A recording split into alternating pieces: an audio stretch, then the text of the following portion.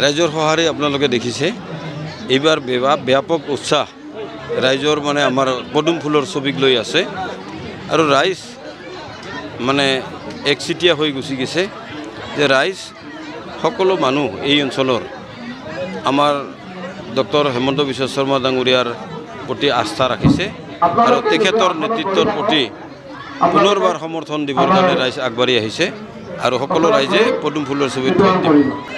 মই এটা কথা ক'লোৱে যে এই অঞ্চলৰ মাটি PRF, কিন্তু এইবিলাক গাঁও বহি গৈছে আৰু 1971 PRF, কিন্তু তেওঁলোকে যিহেতু সেইবিলাক সেই সময়তে 71তে এইটো RF নকৰিলে, গতিকে এইটো মাটি এতিয়া আৰু RF কৰা নাযায়।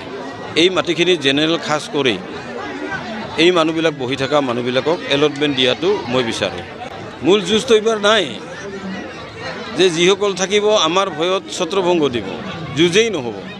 বৃহৎ মাৰ্জিনত জিকিব নেকি? হয়, বৃহৎ মাৰ্জিন, 60,000 ডিফাৰেন্সটো আমাৰ থাকিব। ধন্যবাদ। এই মমতা দিদি পাওয়া যাব, তারপরে দেখবেন যে আমাদের বিজেপির নেতারা খেপে যাব যে ইকরাবারের মানুষ এত বড় ভুল করলো, দেওয়া লাগছিল পদুমে, মারি দিল ফুলে, সমস্ত ভোট গেল মমতা দিদির ওইখানে। এটা যে এটা করছে যাতে বিজেপি হারে, সমস্ত ভোট যাতে ফুলে পড়ে, তাতে বেলেগ লোবা পারে হেতেন।